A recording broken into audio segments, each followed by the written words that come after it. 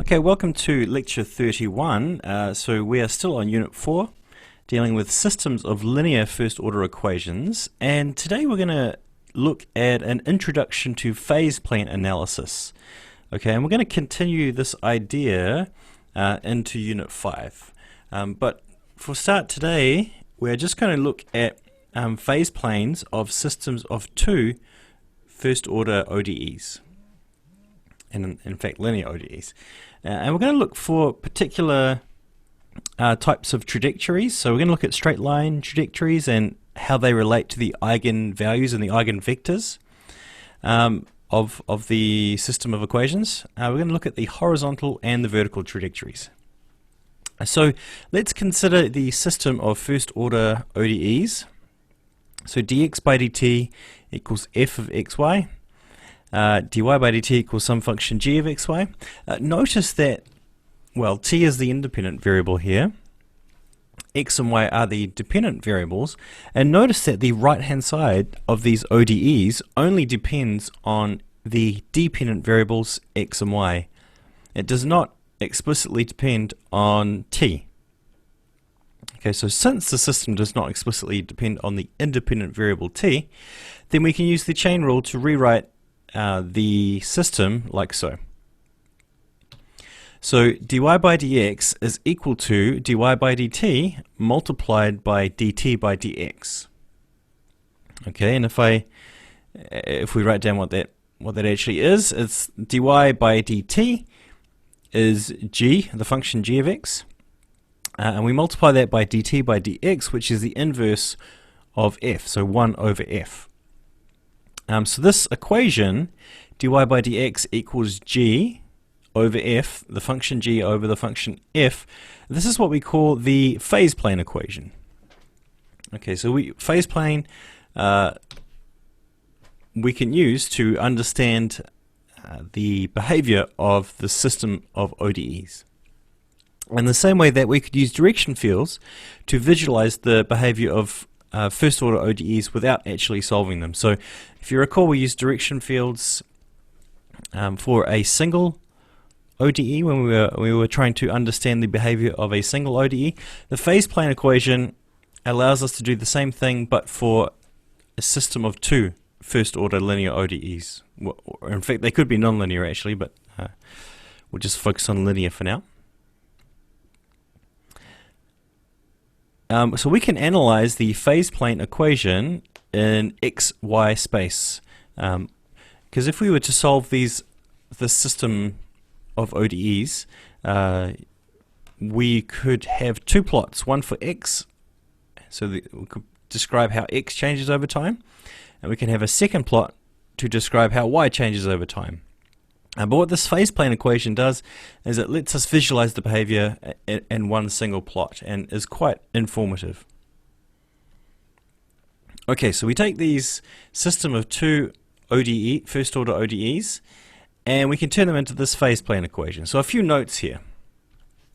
A solution to the original system of ODEs is a pair of functions x of t and y of t that satisfy the ODEs for all time in some interval I. So we have two solutions to the original system. But if in the xy plane we plot the points x and y as t varies in the interval, then the resulting curve is a trajectory. So in other words, if we start at one point and we plot where we are at a later time, then if we do that multiple times for multiple times, then this becomes what's called a trajectory of the system. Okay, the xy plane itself is called the phase plane. Okay, well, the slope dy by dx is a trajectory in the phase plane and is given by the right hand side of the phase plane equation. So that's circled in purple there. So the phase plane equation can be used to find the trajectories of the system. So even though we've taken the system of two ODEs and reduced it down to one single phase plane equation, that phase plane equation can be used to find the trajectories. So Previously we regarded x as the independent and y as the dependent variable. Just a reminder though, x and y are dependent variables in this context, and t is the independent variable. So even though we've got dy by dx, okay, it doesn't mean y is the dependent and x is the independent. Both of them, x and y, are dependent variables, despite how this ODE is written here. We just have to keep that in mind. Okay, so let's look at an example here. We've got two linear first order ODEs. dx by dt equals 2x plus 3y. dy by dt equals 2x plus y. And we want to turn that into the phase plane equation. dy by dx equals something. Okay, so dy by dx equals dy by dt, which is 2x plus y, multiplied by dt by dx, which is 1 divided by 2x plus 3y. So the phase plane equation is dy by dx equals 2x plus y over 2x plus 3y. Okay, so the first thing we're going to do is we're going to search for straight line trajectories. Okay, and so if you think about the equation of a straight line, that's probably one of the first graphs you may have plotted. The equation for that straight line is y equals mx, where m is some real constant, is the slope of the line. Okay, so, well, when y equals mx, we don't know what m is yet, but we're just going to continue it as a variable, carrying it around as a variable. So when y equals mx, dy by dx is equal to m, because if I differentiate this equation here, with respect to x, the left hand side becomes dy by dx, the right hand side becomes just m, because m is a constant. But also remember that dy by dx is equal to 2x plus y over 2x plus 3y. Okay, but y though, we said is mx, so here we have 2x plus mx, and 3y is equal to 3 times mx, so 3y here becomes 3 times mx. So this is y. These terms in green are actually y. We're just writing them in terms of m and x. Okay, so dy by dx, if I have a common factor of x in all of these terms here, so I can pull out the common factors and they divide through to 1. So I eventually end up with dy by dx equals m, which is equal to 2 plus m over 2 plus 3m. So in other words, m is equal to 2 plus m over 2 plus 3m. Okay, so I can, this is going to be a quadratic equation, because to solve this for m, I can multiply through by 2 plus 3m to both sides of the equation. I get a quadratic here. So you may like to try that, but solving for m, you should find that m is equal to -1 and m is equal to 2/3 satisfy this equation here. So now, if there were no real solutions to this equation here, effectively this quadratic, then there would be no straight line trajectories.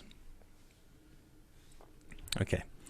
So given that y is equal to mx and m has two solutions, or in other words, two straight line trajectories, m is -1 and m is 2/3, we have two straight line trajectories. Y equals m -1 times x, and y equals m 2/3 times x. So we have two straight line trajectories for the system.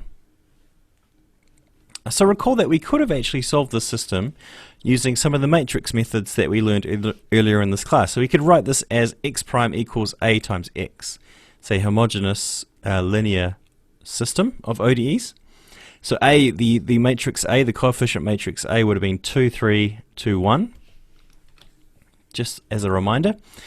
And so if we had done that, the general solution to our system could have been written like so: c1 times x1 plus c2 times x2. What you would have found is that the eigenvalues were -1 and 4, and the eigenvectors were 1, -1, and 3, 2. Okay, it turns out that these eigenvectors are pointing in the same direction as the straight line trajectories. Okay, so y equals -x and y equals 2/3 of x. I'm going to claim that these are pointing in the same direction as our two eigenvectors of the coefficient matrix A.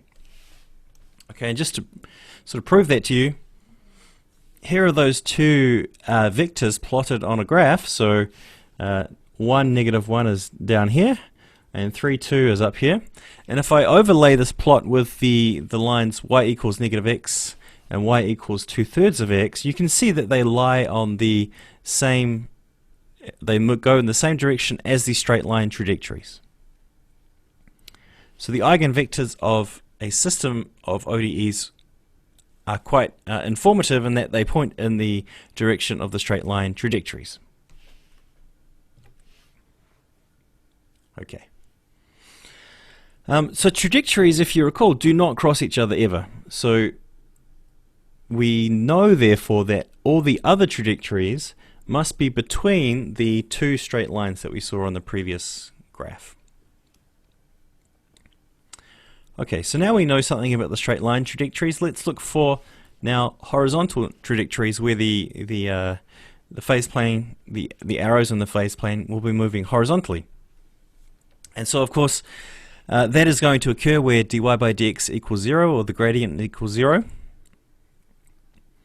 And if you look at the equation dy by dx equals 2x plus y, that is going to be equal to 0. Sorry, 2x plus y divided by 2x plus 3y. This dy by dx is going to be 0 when the numerator here is 0. So when, in other words, when 2x plus y equals 0. Okay, well, I can rearrange that equation to make y the subject. Y is, if I subtract 2 from both sides, it would say y is equal to -2x. Okay. So therefore, trajectories cross the line y equals 2x horizontally. Okay, so if I plotted this line y equals -2x, the trajectories of the system would cross that line horizontally. We can look for vertical trajectories now. So of course this is going to be when dy by dx, which is equal to 2x plus y over 2x plus 3y, it's going to be when that is undefined. So in other words, when this gradient is going infinite, which is going to be where the denominator is equal to 0. So 2x plus 3y equals 0. Okay, well, if I solve for that, 2x plus 3y equals 0. 3y is going to be equal to -2x, and y is going to be -2x over 3. Okay. Okay, so trajectories cross the line y equals -2x vertically. Okay, well, another interesting pair of lines that we can look at is the x and y axis. So on the x-axis, y is equal to 0. And if y is equal to 0, we get 2x plus 0 over 2x plus 0. So we get 2x over 2x, or dy by dx equals 1. Therefore, trajectories cross the x-axis with a slope of 1. On the y-axis, x is equal to 0. So if I look at my equation dy by dx, 0 plus y divided by 0 plus 3y, y divided by 3y is 1/3.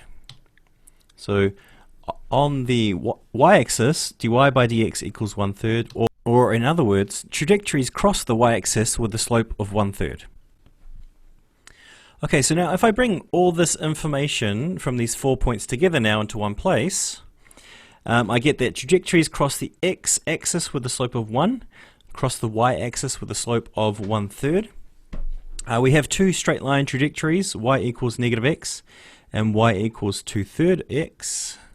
We get trajectories are horizontal as they cross the line y equals -2x, and trajectories are vertical as they cross the line y equals -2/3 x. So we don't these two, we don't actually know the direction they're traveling. We just know that they are horizontal or vertical. So they could be traveling up. For the vertical case, they could be traveling up, or they could be traveling down. Okay, so before we can plot all these lines on a phase plane diagram, we need to find the directions of flow. Okay, and to do this, we have to look at the original ODE system. So not the phase plane equation now, but the original ODE system. So if we just focus, if we break the phase plane up into 4 quadrants, right? The first quadrant being where x and y are positive, so x is greater than 0 and y is greater than 0. If I look at my two ODEs there, if x and y are positive, then dx by dt is positive and dy by dt is positive. Or in other words, as t increases, x is increasing as is y. So actually, in the first quadrant, the straight line trajectory is pointing away from the point 0, 0. If we now look at the third quadrant where x is less than 0 and y is less than 0, so both are negative, then dx by dt and dy by dt are both negative as well. So actually, as time goes on, x and y both become more negative. So again, they are pointing away from the point 0, 0. Okay, well, a similar procedure can be followed to determine the direction of flow for the other straight line trajectory, y equals negative x, which is in the second and the fourth quadrants. It passes through the second and the fourth quadrant. It turns out that both of these, in both of these quadrants, the trajectories point towards 0, 0. So in the first and third trajectory, the straight line trajectory points away from the origin, whereas in the second and the fourth, it points towards the origin. So we have some kind of saddle point there. And so just summarizing that information here. So we can now use this information to plot the phase plane of the system. Okay, so let's start with trajectories cross the x-axis with a slope of 1 and the y-axis with a slope of 1/3. So we can plot that here. Well, I'm not sure. I may have the slopes of these backwards actually, because this looks like 1 and this looks like 1/3. But okay, we can go ahead and fix that later. If we look at where the trajectories are horizontal, they're horizontal as they cross the line y equals 2x. Okay, so along this line in blue here, y equals 2x, the lines have to cross horizontally. They can cross from left to right, or they can cross from right to left. Okay, and similarly, along the line in blue here, y equals negative 2/3 of x, trajectories cross this line vertically.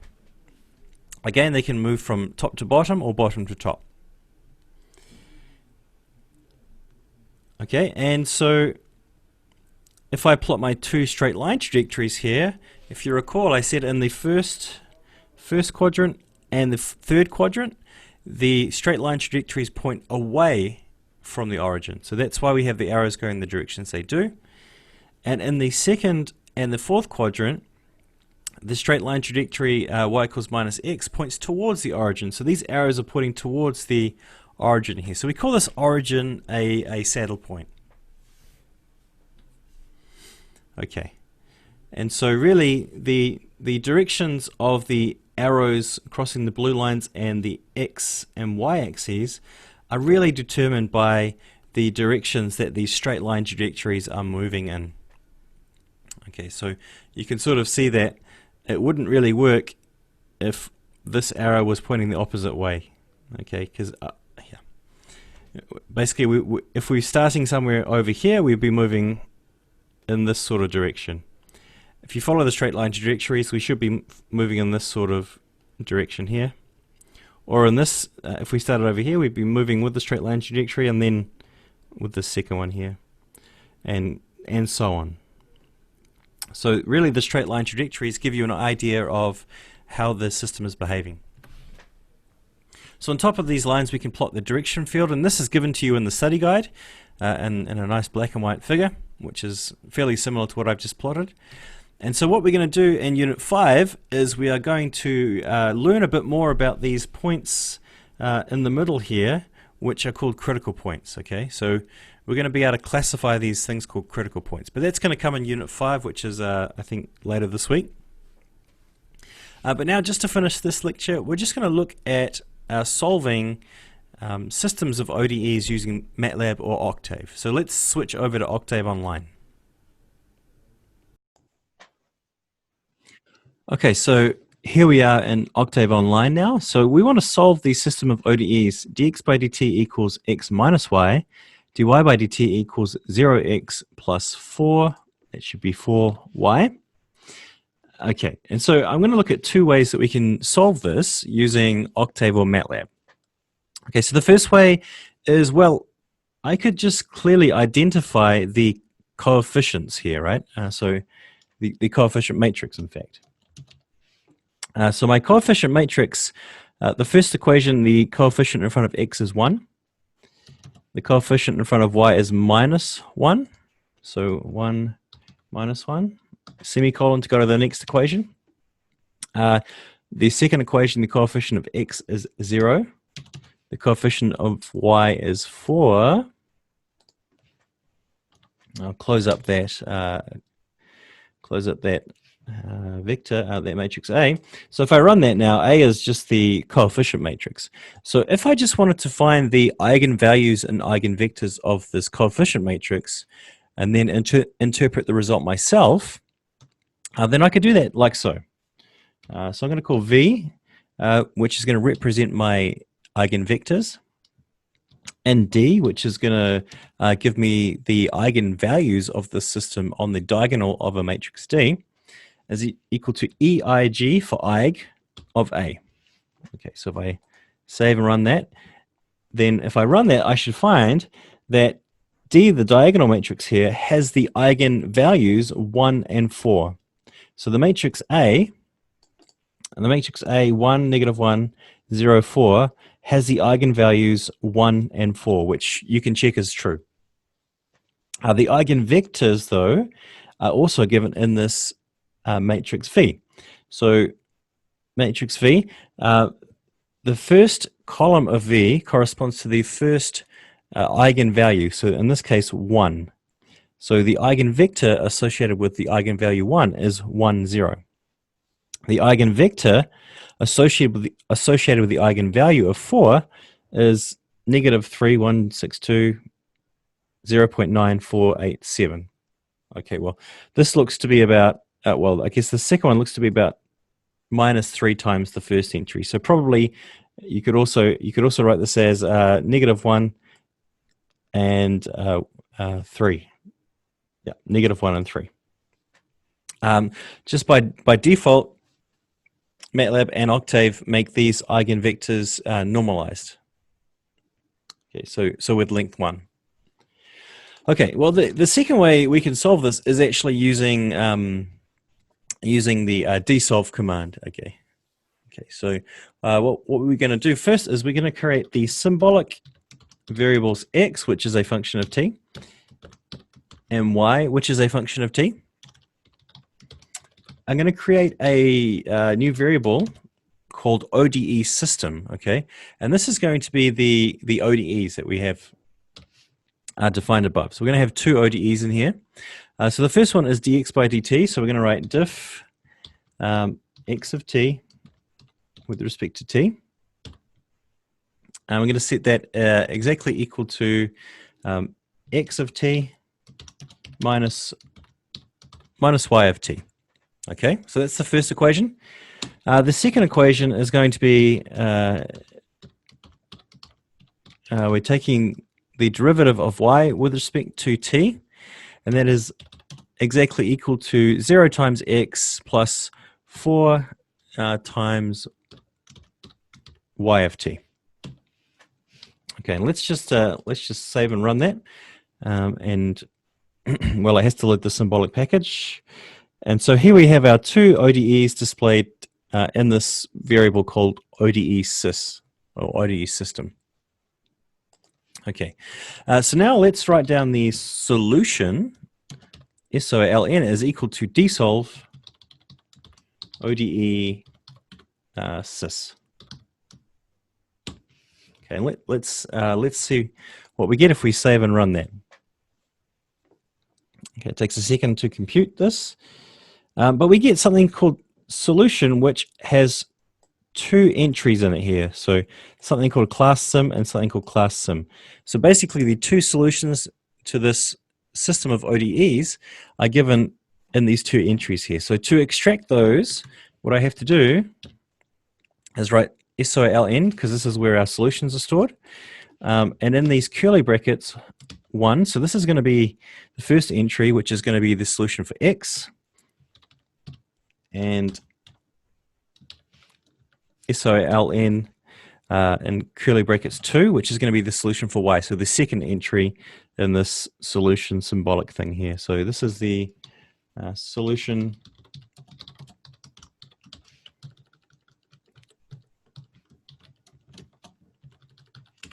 So the solutions for x of t and y of t. So if I save and run that, now we should see the solutions.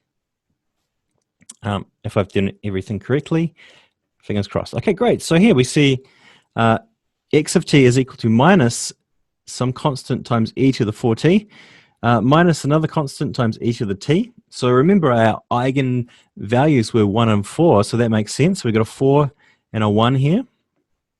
Y of t is 3 times c1 e to the 4t. Great.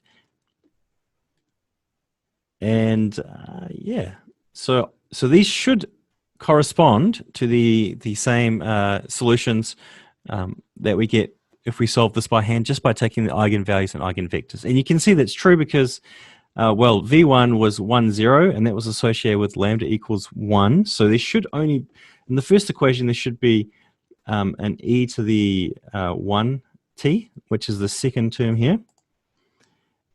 In the second equation, there should be one for both. So 1 for e to the 4t, and one that is negative 3 times that for the second e to the 4t. So here we have, you can see negative 1 e to the 4t times a constant times e to the 4t, positive 3 times e to the 4t. So this entry here is negative 3 times this negative 1 here. So that all seems to be correct. Okay, so there are two different ways that we can understand or solve systems of ODEs using Octave or MATLAB. Okay, thank you.